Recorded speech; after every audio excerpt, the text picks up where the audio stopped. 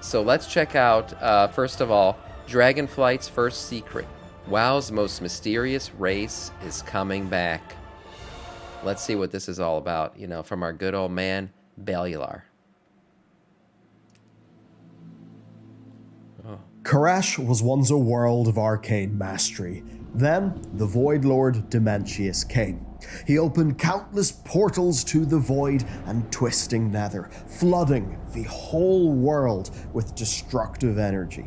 The defenders built great magical barriers that stopped the Void in its tracks, but the hellscape of energy from the twisting nether flooded their cities, destroying their bodies, turning them into beings of pure arcane. Today, we know them as ethereals. Forced into exile, left, traveling the cosmos until eventually finding us. I actually did not know the background story for ethereals. I knew that they were like messed up in some way, and they're in this ethereal form, and the bandages hold their bodies together, but I didn't know that was the background behind their story. That's pretty cool. On Outland.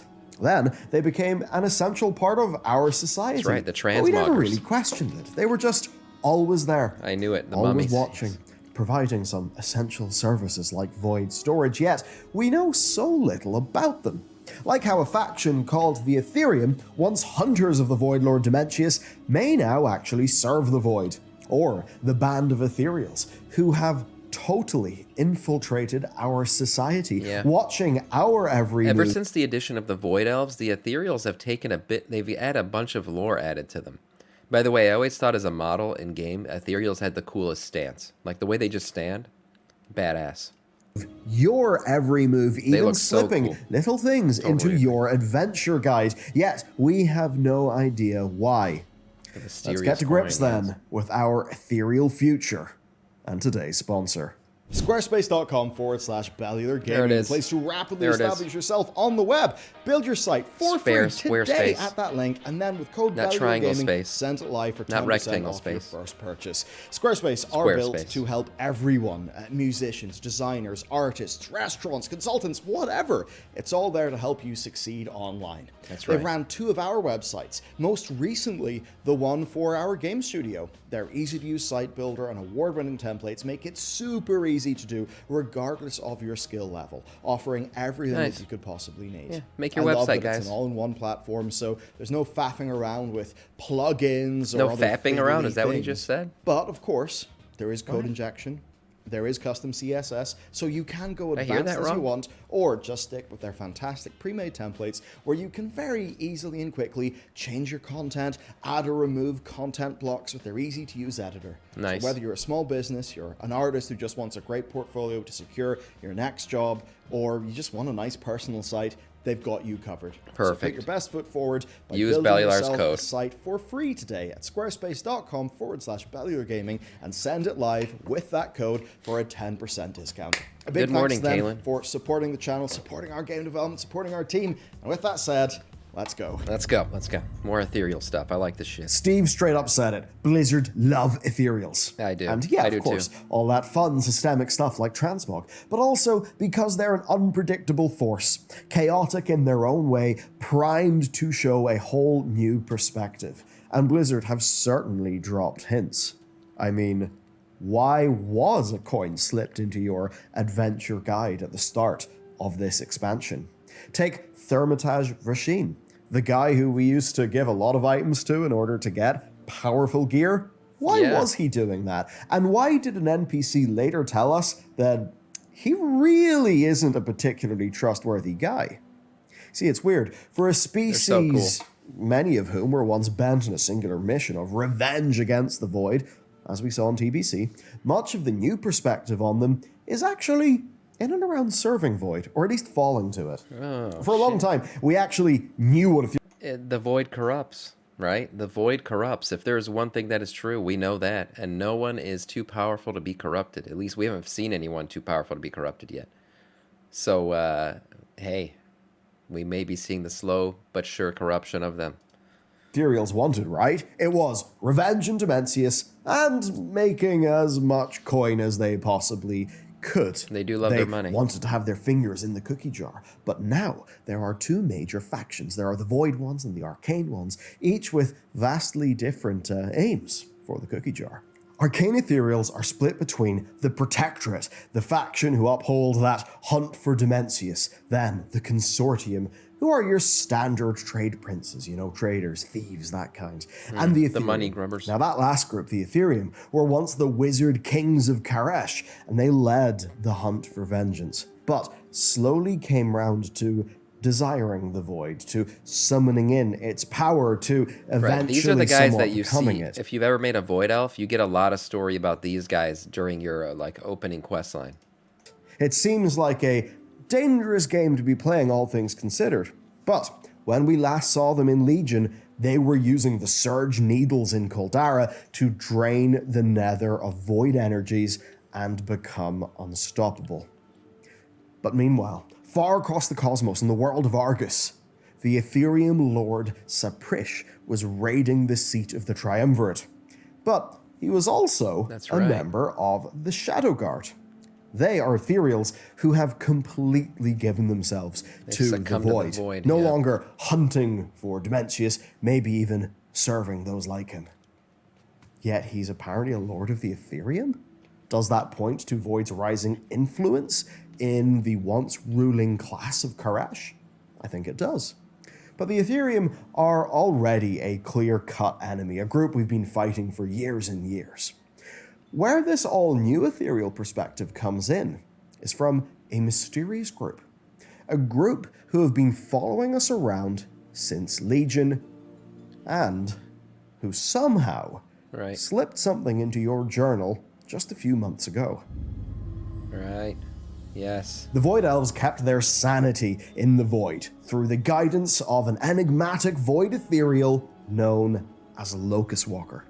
He has since become fascinated. Really, if you haven't created a Void Elf and gone through this, I would just do it, because this is a very cool storyline. With those elves, and although he plays his cards very close to his chest and we don't really know what he wants, he does seem to look out for them, and of course his mentee, Illyria. But another ethereal began observing them shortly after they settled into Logris Rift, and her intentions are less clear. Shadreen the Watcher. If you were fashion forward enough to attend the Trial of Style, you may even have noticed Shadreen. She arrives, she thanks the organizer, saying that her master would be pleased. Good morning, lords. So, she serves somebody, watches us for them, and we have no idea who they are, what they want for, well, with all of this info, and, why they want to see how we're dressed. But it's not just information gathering. They also I wonder if she's at the Trial of Style to see the type of, the kind of powerful gear we can equip. There's got to be a reason that she sits there in terms of lore. Kill people. In patch 8.1.5, we unearthed another ethereal conspiracy going on right underneath our noses. The Brawlers Guild was all fun and games until, during a murder investigation, we discovered a void being hidden underneath the arena, feasting on the souls of those who fell. And all. Why is it 25 bits now, Lore? I don't know. Because that shit is crazy. 15 bits? It's like nothing. All of this was intentionally orchestrated by Zan Silish, an ethereal impersonating the Brawlers Guild leader. Should be 10. Was acting under strict orders from Shadreen, which we found on a page on his corpse. They wanted to observe how we, Azeroth's Movers of Fate, fight. And that term, Movers of Fate, is very specific when you think about the last few expansions. In Legion, Illidan straight up told us we make our own fate. And in Shadowlands, we were fated to be the Mawwalker, but that got a bit messy. Right. But still, we know that fate was played with a lot in that expansion. Out of the game, but that's fine. Of course, the brokers are very keenly interested on us and what we were doing, and they are basically ethereals in every way except name and color scheme. How they fit in, we don't know. We never found out. Anyway, the point is, we make things happen when they shouldn't otherwise happen. Take as an example, Alicent. She was the penultimate boss of the Nighthold raid, and when she scried through all in terms of the empowering women, in terms of empowering youth, in terms of opening up society, in terms of diversifying our economy, in terms of reducing our reliance on oil.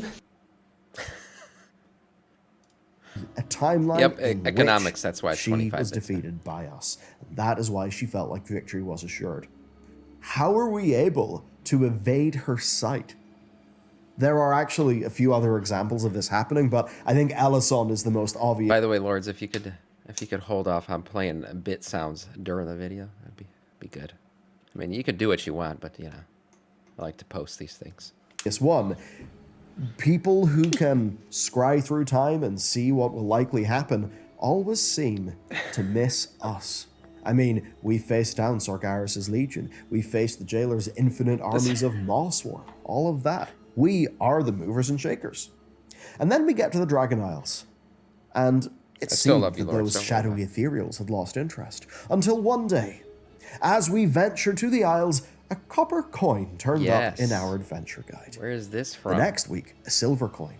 Then gold. Until a shadow-scrawled coin fell out of our adventure journal with a message. Observing us had been illuminating, and this coin was our final gift for now. When you put the pieces together, given the name of this coin and the name of the scroll that dropped from Zanzalish, this is basically a message from Shadreen saying thank you. She has been trying to find out what motivates us, why we adventure.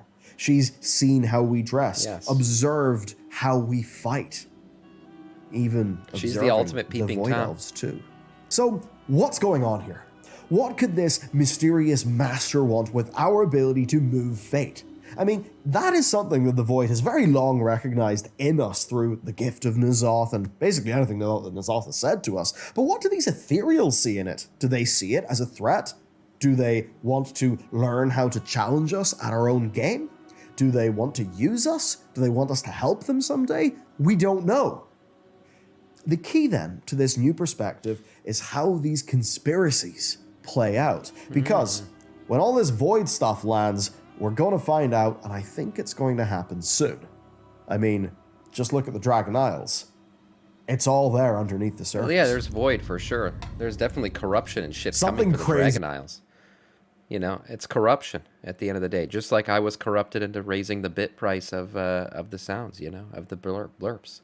It just happens. Everyone gets corrupted eventually. Like, I don't know, a Void Lord manifesting in Azeroth would be a pretty damn big game changer. It would be bigger and scarier than anything that we'll find in the Dragon Isles. I mean, we beat Dementius and Outland because that was during the Burning Crusade, a period of time where Blizzard didn't really know what they were doing with the lore.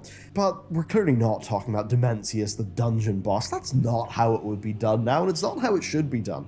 So no, we are talking he ain't no dungeon boss. He's of a being so immense that it shows up and turns day into night. Something so powerful as the cause of whatever happened to Telogris or the planet star augur Atreus warned us of. The Void Lords introduced in the Burning Crusade forever ago were kind of small, but the way that they were talked about in Chronicle, so much more major. And importantly, something has happened in an interview with Steve Denuser, and it's this. The Old Gods and the Void Lords do not necessarily see eye to eye. He confirmed that they could actually disagree about stuff. Now, it may seem obvious, right, for a force that is all about change and uncertainty, but a rift between Old Gods and their creators is something Blizzard wants to explore. And I kind of like the idea. If the Void Lord's goal... Rift between Void Gods and their creators kind of sounds like the rift between the Titans and everything they've created on Azeroth. Interesting. Are the same as they were all the way back in the Burning Crusade, who basically just consumed the cosmos, then that's probably where the rift will form. Because the Void Lords may not have changed much since then, but the Old Gods, they almost certainly have. Dragonflight is showing us a whole new history of the Black Empire, one that was not purely an era of corruption, that at least had some advancements. And in a way, there being pros to that has always been a part of the canon as we understood it. As an example, the Curse of Flesh. That is what turned many of the native races of Azeroth away from being essentially, automatons of the Titan's keepers, and into being, yes, mortals, and the mortality bit's a bit of a downside, but also being... The Void essentially gave us free will. Don't forget that. We were just created to kind of like be the maids of the planet, right? To maintain Azeroth. Think of her as the planet as her eggshell. We were just created by the Titans to kind of, clean it up, make sure that she ends up coming and hatching and... Not coming, but like, I didn't mean like it coming in terms of climaxing, but I mean like coming out eventually, right? And then the Void Lords came down. The Void came and corrupted us, gave us the curse of flesh and all that shit. And then, here we are. Here we are. Free will, a little bit fleshy, but we got free will out of it. And that's something the Titans don't like because free will is not controllable. Free will is unpredictable. So who do we have to thank for our existence? The Void Lords? The Void or the Titans? I don't know. Things that have free will, that perhaps have more of a soul. That's kind of a good thing for us. It is. Yet for so many denizens of Azeroth, they trace it back to something that the Titanic Alliance forces would call the curse of flesh. SSOC, thank you for the sub on YouTube if you're here. Yet, for many people in Azeroth, well, being alive is a gift. Think about that. We're discovering that Azeroth is this super powerful entity as well, and nobody seems to fully understand her. They just know she's super powerful. Yeah. And what we're finding out at the minute is an old god that claims to have nurtured the flesh of the planet, not corrupted it. I mean, this is all hyper-mysterious, biased source, ancient history stuff at the minute, but it does kind of cut through, or what cuts through is the Black Empire and the Old Gods being essentially way more nuanced than we thought.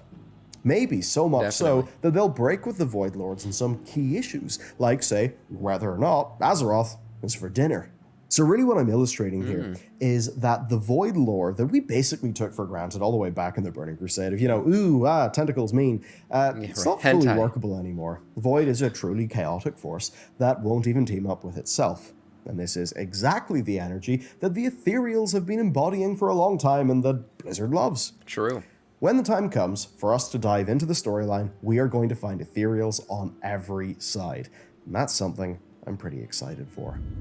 Yes, a new perspective. The real question is, we love the lore. Everyone likes ethereals. They're very cool.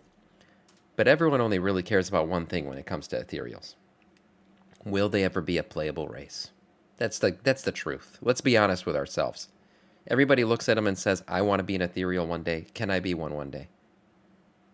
I don't know, man. I feel like they'd have to kind of update the models to make that happen. Hey, what's up, Sticky?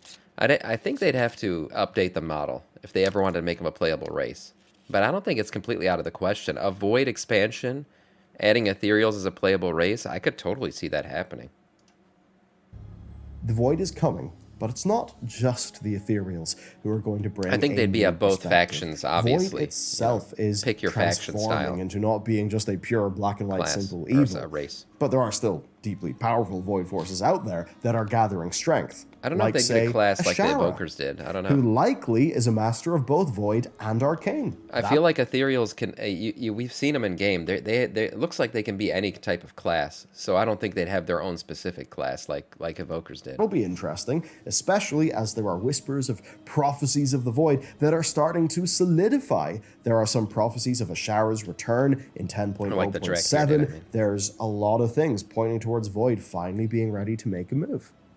That's right, Azara's going to come back, that's right. Of old gods serving Void Lords doesn't fully hold anymore. I think things are going to be more nuanced. There's more story to tell, and we've come a long way since the Void Lords that were introduced in the Burning Crusade, who basically were just small dungeon bosses that were pretty easy to kill. I think that'd be right, actually. The Ethereals are caught in the middle of all of this, victims of the Void, and some now its servants. But DK or Demon Hunter, the Arcane are split between the hunt for Dementius and falling to the Void, and then there are the full-blown Those are very Azeroth-specific classes. Outside of Locust Walker are probably all just servants of the Void's will, which I suppose likely means the Void Lords. And with that, the big question then is, Shadreen and her master, do they have free will? Who are they working for?